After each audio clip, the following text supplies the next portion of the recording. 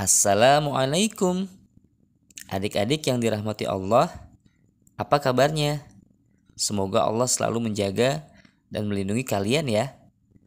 Baik, kali ini Paman akan membacakan buku cerita terbaru yang berjudul Muhammad Nabiku, Kisah Istimewa Sepanjang Masa, bagian pertama. Buku ini adalah karya Bunda Aminah Ummu Tazkiyah. Untuk adik-adik yang ingin membacanya langsung, bisa adik-adik beli bukunya di toko-toko buku terdekat di kota adik-adik. Yuk, sekarang kita simak ceritanya. Muhammad Nabiku. Segala puji bagi Allah Subhanahu wa Ta'ala atas segala limpahan kasih sayangnya. Salawat serta salam terlantun bagi Nabi Muhammad Sallallahu Alaihi Wasallam beserta para pengikutnya yang setia hingga akhir zaman. Pada tahun 571 Masehi, 14 abad silam, lahirlah manusia sempurna yang membawa petunjuk paripurna bagi seluruh umat manusia. Ya, dia adalah Nabi kita, Muhammad Sallallahu Alaihi Wasallam. Meski telah wafat berabad-abad silam, ajarannya tetap hidup dan dijalankan miliaran muslim sedunia, termasuk kita, aku, kamu, dan mukmin lainnya. Buku ini bercerita tentang kisah perjalanan hidup Nabi Muhammad Shallallahu Alaihi Wasallam dari lahir hingga wafat. Pelajarilah perjuangan serta pengalaman hidupnya. Niscaya kita akan semakin mencintainya. Dan ketika sudah mencintainya, insya Allah kita mudah meneladaninya.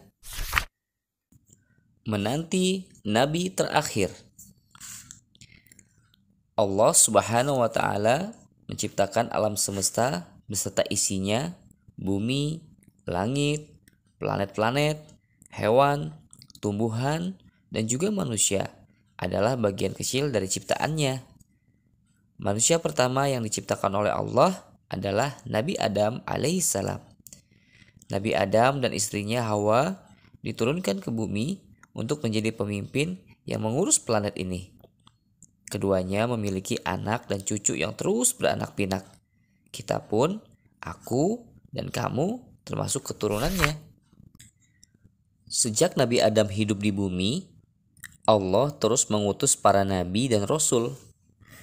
Mereka bertugas membimbing umat manusia supaya beriman dan menyembah, yaitu beribadah hanya kepadanya. Tetapi syaitan selalu menggoda manusia untuk melupakan Allah. Sehingga ada manusia yang menyembah matahari, api, dan berhala. Ada juga yang menyiksa sesamanya. Yang kaya menindas yang miskin, kejahatan pun merajalela. Hingga tiba masanya, Rasul utusan Allah yang terakhir, dia datang untuk menyempurnakan tugas semua nabi dan rasul di seluruh dunia yang pernah diutus. Siapakah dia? Ya, dia adalah Muhammad Sallallahu Alaihi Wasallam. Keluarga Muhammad. Suatu ketika di Jazirah Arabia yang tandus, tersebutlah sebuah kota bernama Mekah. Di kota ini tinggallah seorang laki-laki yang bernama Hashim. Moyang Hashim bernama Fihr, pemuka suku Quraisy yang sangat hebat. Quraisy adalah sebutan lain untuk Fihr. Mereka semua keturunan Nabi Ismail alaihissalam.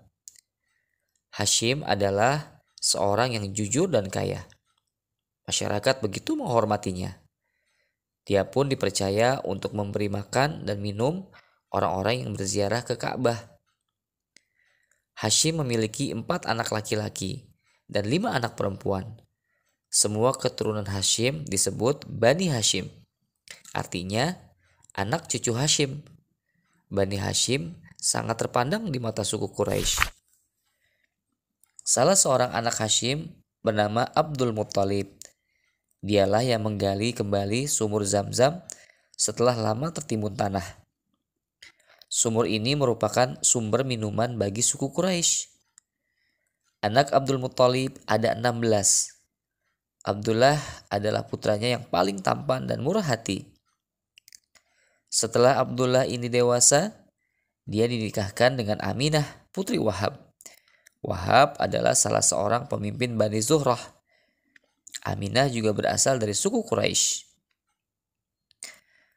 Hanya beberapa bulan setelah pernikahan itu, Abdullah pergi berdagang ke negeri Syam, dekat Suriah, Palestina, dan Yordania. Dalam perjalanan pulang, dia jatuh sakit dan singgah di kota Madinah. Namun sayang, tidak lama berselang, Abdullah wafat. Aminah sangat sedih mendengar kepergian suami tercinta. Anak yang kini sedang dikandungnya tidak akan pernah dapat melihat ayahnya. Lahir di tahun gajah. Kudengar api sembahan kaum Majusi selama 1000 tahun kini padam. Seseorang berkata, 10 balkon istana Raja Kisra juga runtuh. Sahut yang lain tentang kekuasaan Persia. Apakah kalian sudah mendengar gereja-gereja di sekitar Buhairah amblas ke dalam tanah? Seru orang lain lagi terkait kekaisaran Romawi. Orang-orang sibuk membicarakan beberapa peristiwa besar yang terjadi dalam waktu hampir bersamaan. Hari itu, Senin, tanggal 12 Rabiul Awal tahun 570 Masehi atau tahun 53 sebelum Hijriah. Aminah baru saja melahirkan putranya. Wajahnya masih tampak letih, ada rasa sedih saat mengingat Abdullah, ayah bayinya. Seorang laki-laki berlari menemui Abdul Muthalib.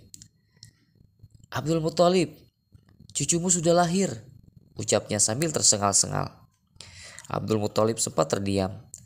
Beberapa peristiwa aneh pada hari-hari terakhir menjadi tanda kelahiran cucunya. Dia yakin cucunya seorang yang istimewa. Setengah berlari, Abdul Muthalib menuju rumah Aminah, lalu membawa bayi mungil yang baru dilahirkan itu ke dalam Ka'bah. Di sana, Abdul Muthalib memanjatkan syukur dan doa kebaikan. Cucuku yang tampan. Abdul Muthalib menimang bayi itu. Dia tampak senang sekali. Namamu Muhammad, artinya manusia yang selalu terpuji, ujarnya. Sementara itu, orang-orang terheran-heran mendengarnya, sebab nama Muhammad belum pernah digunakan di kalangan bangsa Arab pada saat itu.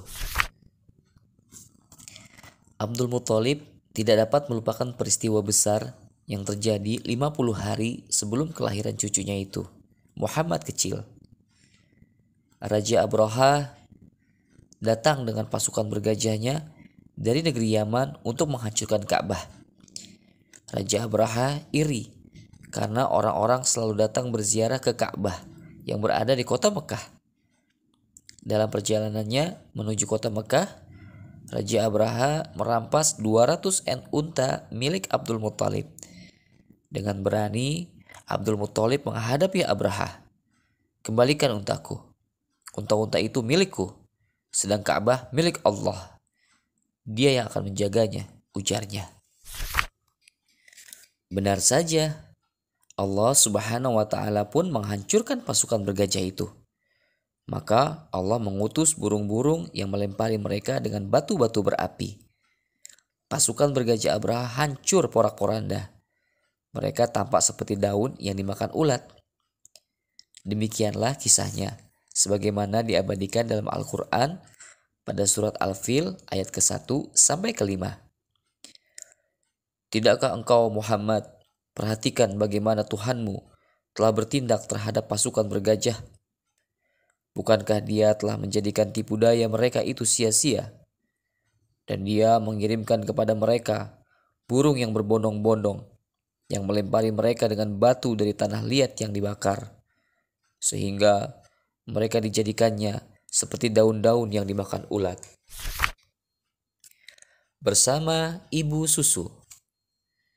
Dalam tradisi bangsa Arab ketika itu, bayi yang baru lahir diasuh dan disusui wanita-wanita pedalaman di desa.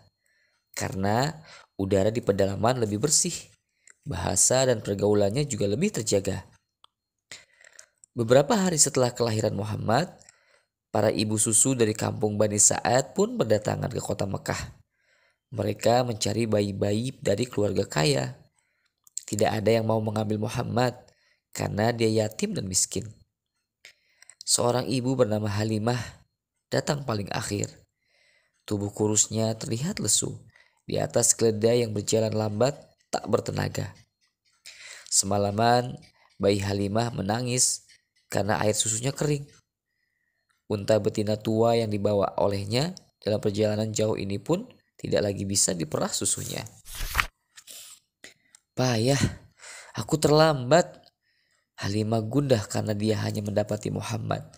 Tidak membawa bayi untuk disusui, artinya tidak mendapat uang.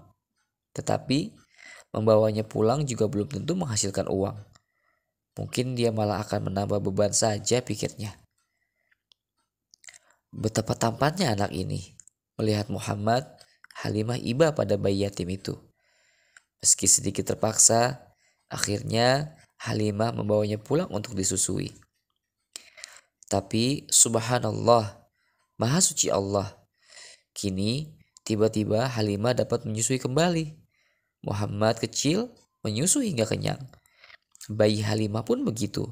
Bahkan kantong susu unta mereka kini terisi penuh. Sejak itu keberkahan selalu menyertai keluarga Halimah. Rezeki mereka begitu berlimpah selama masa pengasuhan Muhammad. Bayi Muhammad tinggal di tengah-tengah Bani Sa'ad hingga genap berusia 2 tahun. Ketika akan dikembalikan kepada ibunya Aminah, di kota Mekah sedang berwabah penyakit menular. Muhammad kecil pun dibawa kembali ke desa dan tinggal bersama keluarga Halimah hingga berusia 5 tahun. Suatu ketika, Muhammad kecil sedang bermain bersama teman-temannya. Tiba-tiba, seorang laki-laki datang. Dia bukan berasal dari desa itu. Dia mendekat, dipegangnya Muhammad, lalu ditelentangkannya. Kemudian dibelahnya dada beliau. Segumpal darah dikeluarkan dari dalamnya. Lalu dicuci dengan air Zam-Zam. Kemudian dimasukkan kembali. Lalu laki-laki itu pergi begitu saja. Semua teman bermain Muhammad ketakutan. Mereka mengira laki-laki asing tadi telah membunuh anak asuh Halimah ini. Halimah datang sambil berlari. "Oh Muhammad sayangku, kamu baik-baik saja nak?" Tanyanya sambil mendekap Muhammad penuh kekhawatiran. Diperiksanya seluruh tubuh anak itu. Anehnya, tidak ada yang terluka. Muhammad segar bugar. Wajah beliau malah makin berseri. Ternyata laki-laki itu adalah jelmaan malaikat Jibril alaihissalam yang menjelma menjadi manusia. Dia datang untuk membersihkan hati Nabi kita, Muhammad Shallallahu Alaihi Wasallam. Demikianlah sebagaimana diterangkan dalam hadis riwayat Muslim dari Anas bin Malik radhiyallahu anhu. Menjadi yatim piatu. Nak, ayo kita berkunjung ke keluarga di Madinah, ajak Aminah. Sekalian kita ziarah ke makam ayahmu. Aminah bermaksud mengenalkan putranya itu kepada paman-pamannya di sana. Saat itu Muhammad berusia 6 tahun. Dia sudah tinggal kembali bersama ibunya. Pergilah Muhammad dan ibunya, ditemani oleh Ummu Aiman, pembantu mereka. Mereka harus menempuh perjalanan sejauh 500 km dari kota Mekah ke Madinah. Setelah sebulan tinggal di Madinah, mereka pun bersiap untuk pulang. Di tengah perjalanan, Aminah jatuh sakit karena kelelahan. Kesedihannya mengingat Abdullah, ayah Muhammad, membuat sakitnya bertambah berat. Ketika melintasi desa Abwa di antara Mekah dan Madinah, Aminah wafat menyusul suami tercinta. "Oh Muhammad, betapa malangnya dirimu nak." Ummu Aiman memeluk Muhammad kecil sambil terisak. Pada usianya yang baru beranjak balik ini, Muhammad sudah kehilangan kedua orang tuanya. Baru saja dia meninggalkan makam ayahnya yang belum pernah dilihatnya, kini harus juga berpisah dengan ibunda tercinta. Namun, sebenarnya ini adalah didikan Allah agar Muhammad menjadi pribadi yang mandiri dan dewasa. Kembali kepada kakek penyayang. Muhammad kecil kembali ke rumah Abdul Muthalib, kakeknya, di Mekah. Hatinya masih diliputi kesedihan. Terasa sekali ada yang hilang dari masa kecilnya ketika itu. "Kemarilah cucuku," dipeluknya Muhammad dengan penuh cinta. Betapa ibanya si kakek pada cucunya ini. Tiada berayah, tiada beribu. Oh, betapa sedihnya. Selama 2 tahun, Muhammad kecil selalu dibawa oleh Abdul Muthalib kemanapun dia pergi. Saat kakeknya berkumpul dengan para pembesar Quraisy, Muhammad selalu duduk di sampingnya dan terkadang duduk di pangkuannya. Abdul Muthalib biasa duduk di perbadani yang disediakan khusus untuknya. Suatu siang, Abdul Muthalib membawa cucunya berkumpul bersama para pembesar suku Quraisy. "Hei Muhammad, jangan duduk di situ," tegur salah seorang di dekatnya. "Hanya kakekmu yang boleh duduk di atas perbadani itu." "Biarkan saja dia duduk di sini bersamaku," sela Abdul Muthalib sambil tersenyum. Para pembesar Quraisy saling berpandangan. "Cucuku ini akan menjadi orang yang luar biasa. Lihat saja nanti." Namun, belum lama Muhammad kecil merasakan kasih sayang kakeknya. Dia pun harus merasakan kehilangan untuk ketiga kalinya. Abdul Muthalib wafat saat Muhammad berusia 8 tahun. Allah kembali mendidiknya agar semakin mandiri dan kuat. Sejak itu, Muhammad diasuh oleh pamannya Abu Thalib sesuai wasiat kakeknya. Muhammad tahu betapa pamannya harus bekerja keras untuk menghidupi ke-10 anaknya. Ditambah lagi dirinya. Dia pun menawarkan diri untuk membantu pamannya berdagang. "Tidak usah nak, kamu masih kecil." Abu Thalib menolaknya karena kasihan. Dia masih terlalu kecil untuk bekerja. Tapi Muhammad kecil tetap bekerja dengan menjadi pengembala kambing yang diberi imbalan beberapa dinar. Baik, sampai di sini dulu adik-adik. Nantikan ya kelanjutan dari cerita Muhammad Nabiku, kisah istimewa sepanjang masa. Bagian selanjutnya di channel Lewat Cerita. Dan subscribe agar tidak ketinggalan cerita-cerita seru selanjutnya. Sampai jumpa. Assalamualaikum.